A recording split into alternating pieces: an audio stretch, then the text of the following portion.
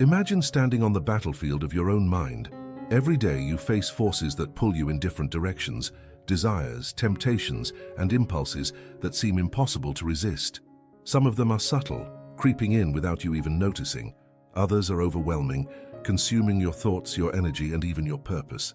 But among all the forces that attempt to dominate human will, there is one that has shaped the destiny of empires, determined the rise and fall of men, and tested even the greatest minds in history. That force is lust.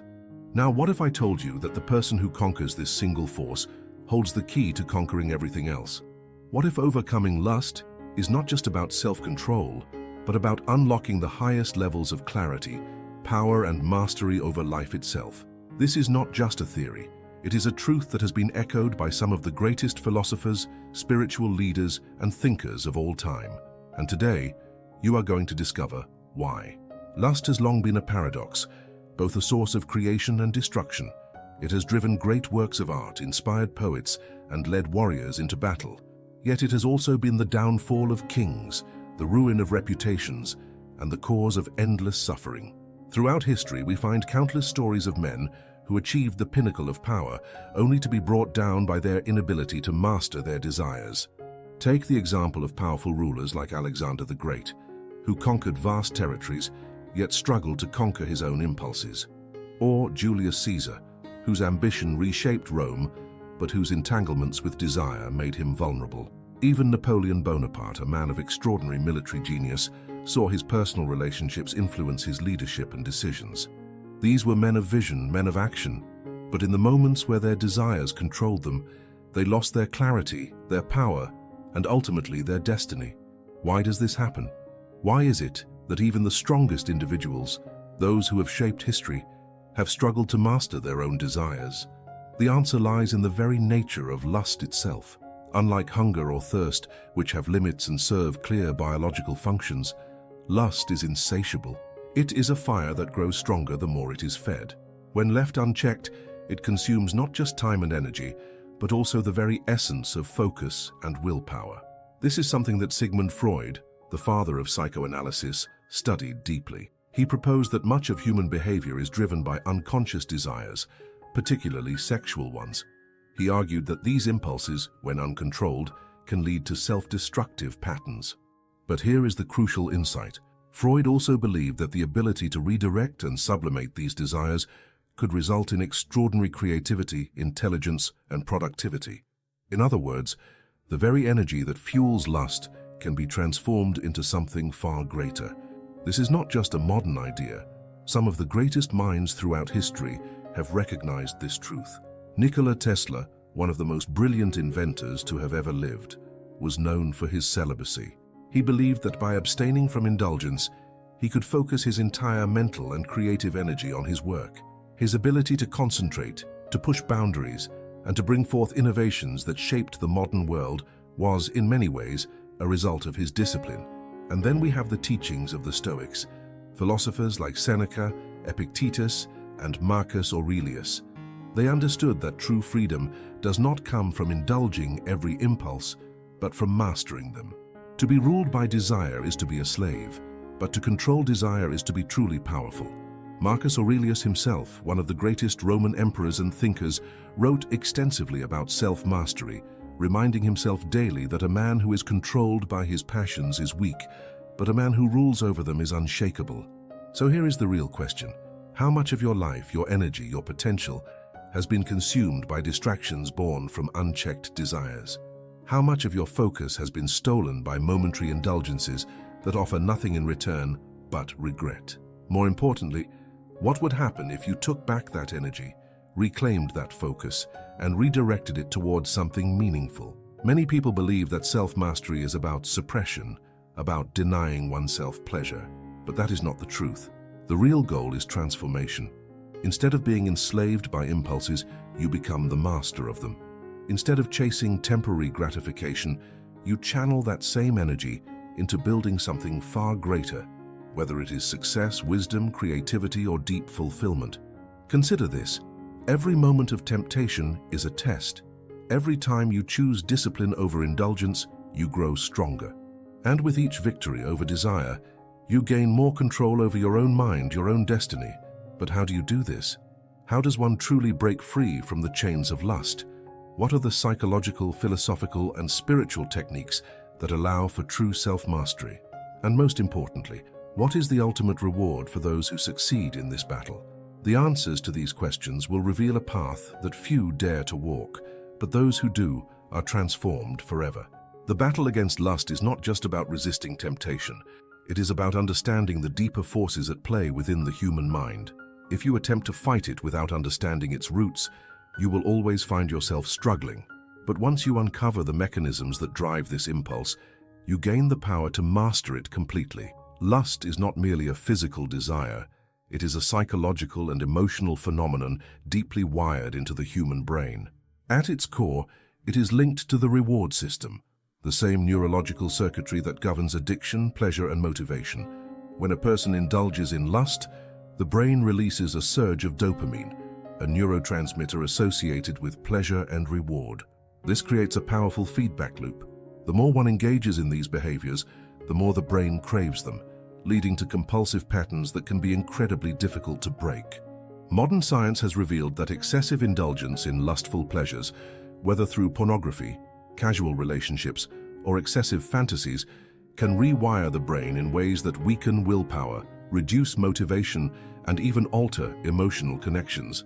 Studies in neuroscience show that long-term exposure to artificial stimulation of this kind can lead to desensitization, meaning that the same experiences no longer bring satisfaction.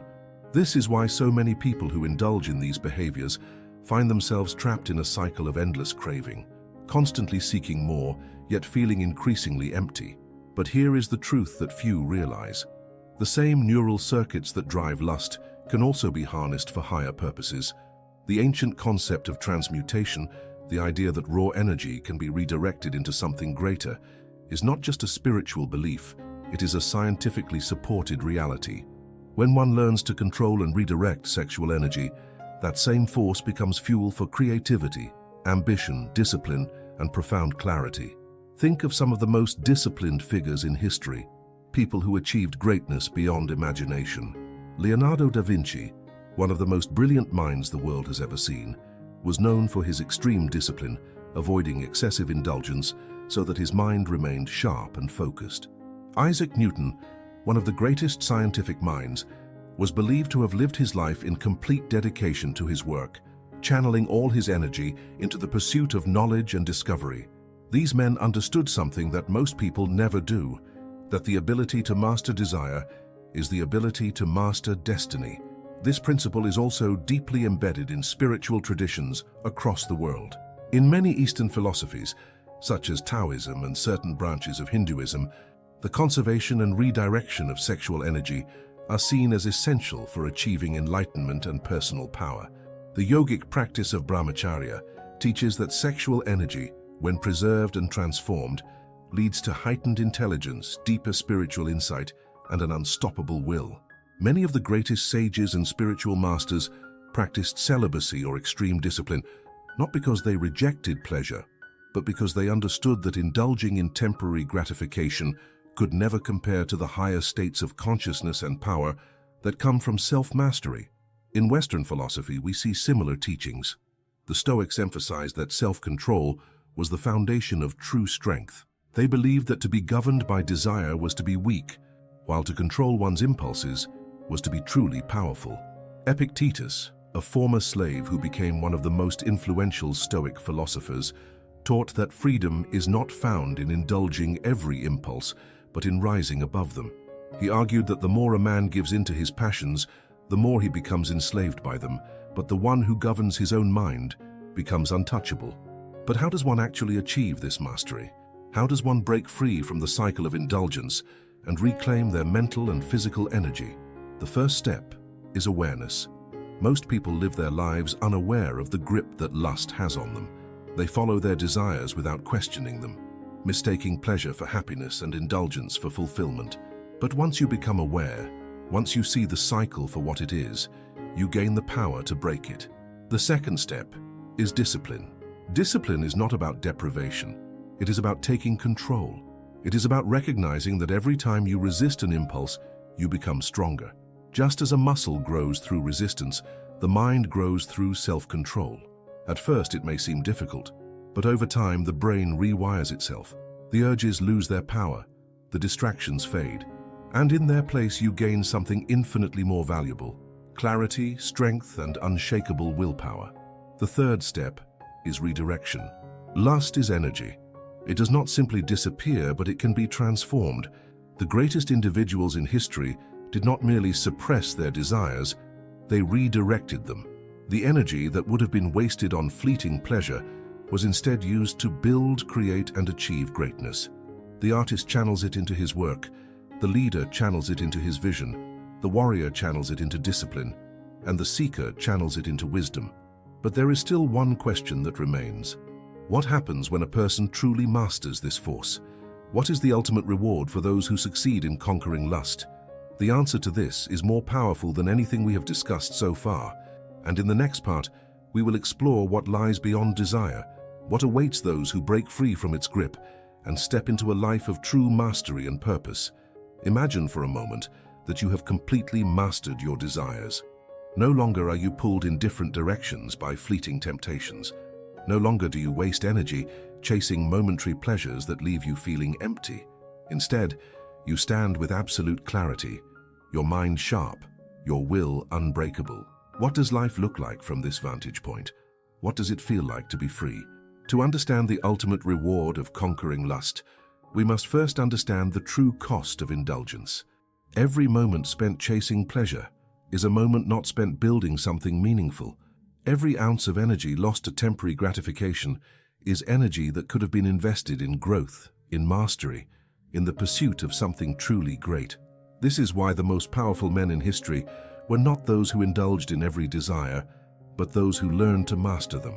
When Alexander the Great stood at the height of his empire, one of his most trusted advisors, the philosopher Diogenes, reminded him that true greatness was not in conquering lands, but in conquering oneself. Alexander, despite his victories, was still a slave to his impulses, while Diogenes, a man who owned nothing but his own will, was truly free. The same truth appears in every field of human achievement. Look at the greatest athletes, the most brilliant minds, the most successful leaders. They are not ruled by impulse. They do not allow distractions to pull them away from their mission. Instead, they harness their energy, directing it toward their vision with relentless focus. One of the greatest examples of this is the legendary martial artist and philosopher Bruce Lee.